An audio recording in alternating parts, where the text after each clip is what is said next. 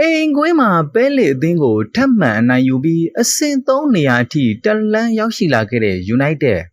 နဲ့ Crystal Palace ပွဲပြီး3သက်ချက်ဟုတ်ကဲ့အားလုံးပဲမင်္ဂလာပါခင်ဗျာကျွန်တော်ကတော့အောင်ရချမ်းပါဒီတစ်ပတ်စူပါဆန်ဒေးရဲ့ Premier League ပွဲစဉ်28အဖြစ်ရှင်ပြိုင်ကစားခဲ့တဲ့ United အသင်းနဲ့ Crystal Palace အသင်းတို့ရဲ့ပွဲစဉ်မှာတော့ United အသင်းဟာအရှုံးကနေခက်ခဲလိုက်ကစားခဲ့ရပြီး2-9နဲ့အနိုင်ရရှိကအဆင့်3နေရာကိုထိုက်တိုက်တန်တက်လန်းရောက်ရှိလာခဲ့ပြီပဲဖြစ်ပါတယ်ဒီပွဲစဉ်ကိုတော့နီးပြမိုက်ကယ်ကာရက်တယောက်အပြောင်းလဲတချို့ကိုရဲဝံ့လှုပ်ဆောင်လာခဲ့ပြီးဂိုးသမားဖြစ်ပွဲစဉ်ပွဲတိုင်းကိုပုံမှန်လက်စွမ်းပြနေတဲ့လက်စမန်ကိုပဲအသုံးပြုလာခဲ့ကနောက်ခံလူတွေဖြစ်လူရှော်ဟာရီမကွိုင်ယာလန်နီယိုနဲ့ဒါလော့တို့ကိုအသုံးပြုလာခဲ့တယ်လို့ကွင်းထဲမှာတော့ကိုဘီမိန်နူကက်စမေရိုနဲ့အသင်းကောင်းဆောင်ဘရူနိုဖာနန်ဒက်တို့ကိုအသုံးပြုလာခဲ့ပါတယ်တိုက်စစ်မှာတော့ကွန်ညာအဘူမုံပြင်တိုက်စစ်မှုဘက်ဂျမင်ဆက်စကူကိုထည့်ကအပြောင်းလဲလှုပ်ဆောင်လာခဲ့ပြီးအာမတ်တီယာလူကိုတော့အရန်ခွန်ကိုပို့ဆောင်လာခဲ့ပါတယ်ဒီပွဲစဉ်မတိုင်ခင်ကအားလုံးခံမှန်းခဲ့ကြသလိုမျိုး United အသင်းတွေတက်တောက်တက်တာနဲ့အနိုင်ရရှိစေတဲ့ပွဲစဉ်တစ်ခုတော့မဟုတ်ခဲ့ပါဘူးပဲလေအသင်းဟာပွဲစတင်ကတည်းက United အသင်းရဲ့အထာနှိမ့်နေတဲ့အချက်တွေကိုကောင်းကောင်းအသုံးချနိုင်ခဲ့ပြီးတောင်းကန်ဘောတွေဆက်ပီတွေကနေတဆင့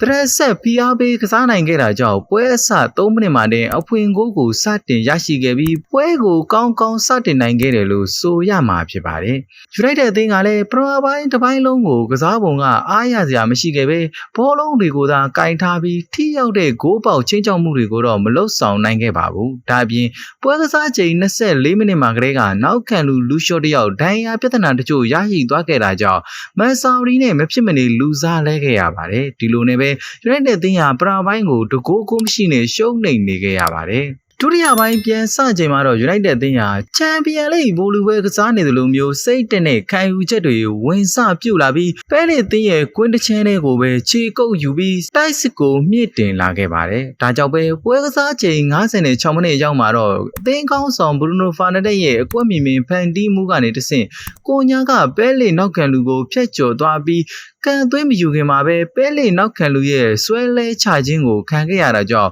ဝီယာပြန်လဲစစ်ဆေးပြီးပင်လယ်ဒီပြစ်ဒဏ်အပြင်အနီးကဲပြစ်ဒဏ်မှာသတ်မှတ်ပေးခဲ့ပါတယ်။ရရှိလာခဲ့တဲ့ပင်လယ်ဒီကိုအသင်းကောင်းဆောင်ဘရူနိုဖာနန်ဒက်ကအမှားယွင်းမရှိကန်သွင်းယူနိုင်ခဲ့လို့ United အသင်းဟာဒီပွဲစဉ်ရဲ့အလဲပြောင်းတစ်ခုကိုစတင်ဖြစ်ပေါ်လာစေခဲ့ပါတယ်။ခြေပါကိုတကိုရရှိပြီးတဲ့နောက် United အသင်းဟာနိုင်ဂိုးတွေကိုထပ်မံရရှိဖို့အပြင်းထန်တိုက်စစ်ကိုဖွင့်ကစားလာခဲ့ပါတယ်။ဒီလိုတိုက်စစ်ဆင်လာမှုတွေကြောင့်ပွဲကစားချိန်65မိနစ်မှာတော့အသင်းကောင်းဆောင်ဘရူနိုဖာနန်ဒက်ရဲ့တိကျသေးချာလုံးနဲ့ဖျက်တင်ပေးလိုက်တဲ့ဘောလုံးကိုတိုက်စစ်မှုဆက်စကိုကနေရာယူမှန်မှန်ကန်ကန်နဲ့ခေါင်းတိုက်သိမ်းယူနိုင်ခဲ့တာကြောင့်ဥဆောင်ဂိုးကိုပြန်လည်ရရှိသွားခဲ့ပါတယ်။ဥဆောင်ဂိုးတွေရရှိပြီးတဲ့နောက်နီးပြမိုက်ကယ်ကာရက်ဟာလူစားပြောင်းလဲမှုတွေစတင်ပြုလုပ်လာခဲ့ပြီးနောက်ခံလူဟာရီမကွိုင်းယာကိုအေဒင်ဟစ်ဘက်နဲ့လူစားလဲခဲ့တယ်လို့အာမတ်တီယာလိုဆက်စီတို့ကိုထည့်ကဂိုးတွေထပ်မံရရှိဖို့ကြိုးစားလာခဲ့ပေမဲ့နောက်ဆုံးမှာတော့2-9နဲ့ပြီးဆုံးသွားစေခဲ့ပါတယ်။ဒီပွဲစဉ်မှာအသင်းကောင်းဆောင်ဘရူနိုဖာနန်ဒက်တယောက်တော်တော်လေးကိုလိုက်ပါကစားခဲ့တယ်လို့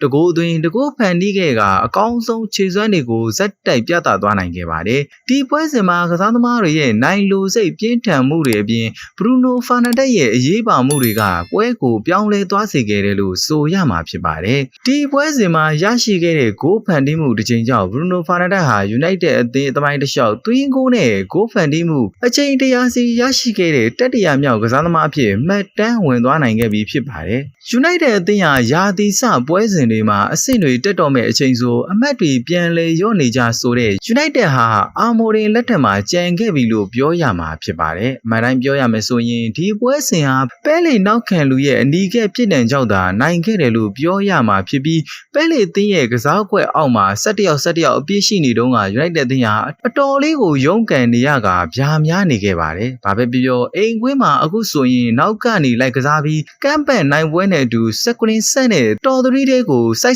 ်မြိုက်တက်လန်းရောက်ရှိသွားနိုင်ခဲ့ပါပြီ။ Premier League Title Race နဲ့ Champions League ပွဲစဉ်တွေစီကိုကျွန်တော်တို့ United အသင်းဟာတရားဝင်ပြန်လာနိုင်ခဲ့ပြီဖြစ်ပြီးဒီနေ့မှာ Crystal Palace အသင်းကို2-9နဲ့ရလက်နဲ့နောက်ကနေလိုက်ကစားခဲ့ပြီးအနိုင်ယူနိုင်ခဲ့တာကြောင့် Manchester United အသင်းဟာအမှတ်ပေးစရိုက်ရဲ့အဆင့်3နေရာကိုတက်လန်းရောက်ရှိနိုင်ခဲ့ပြီဖြစ်ပြီးတစ်ဖက်မှာလည်း Aston Villa အသင်းဟာဂိုးကွာဟချက်ကြောင့်အဆင့်4နေရာကိုဆင်းပေးလိုက်ရပြီးဇယားထိပ်က Arsenal အသင်းနဲ့တောင်10မဲ့အကွာမှာရောက်ရှိလို့နေခဲ့ပြီပဲဖြစ်ပါတယ်။ဒီနေ့ပွဲ ပွဲစဉ်မှာကျွန်တော်တို့ကိုပြသလိုက်တာကတော့ဒီအသင်းသားတွေထဲမှာတိုက်ပွဲဝင်လို့စိတ်တွေအပြည့်ရှိနေတယ်ဆိုတာပါပဲပထမပိုင်းကစားပုံကအားရစရာမကောင်းပဲညံပြင်းခဲ့တယ်ဆိုပေမဲ့ဒုတိယပိုင်းမှာတော့တကယ်ကိုအားမှန်အပြည့်နဲ့ပြန်လာနိုင်ခဲ့ပြီးထိုက်တိုက်တန်ပဲအပိုးထန်၃မှတ်ကိုရယူနိုင်ခဲ့တာဖြစ်ပြီးပွဲတိုင်းဟာလှလှပပကစားနိုင်မှာမဟုတ်ပေမဲ့အနိုင်ရလို့တဲ့စိတ်တက်ကတော့အမြဲတမ်းပြသနေစေဖြစ်တာမို့အားရဖို့လည်းကောင်းခဲ့ပါတယ်ဆိုတော့အိမ်ကွင်းမှာပဲလေအသင်းကိုထပ်မံအနိုင်ယူပြီးအဆင့်၃နေရာထိ United အသင်းဟာထိုက်တိုက်တန်တက်ရောက်လာနိုင်ခဲ့ပြီဖြစ်ပါကြောင်းတင်ဆက်ရင်းနဲ့နောက်တဲ့ဗီဒီယိုတွေမှာပြန်လည်ဆုံတွေ့ကြရအောင်ပါခင်ဗျာ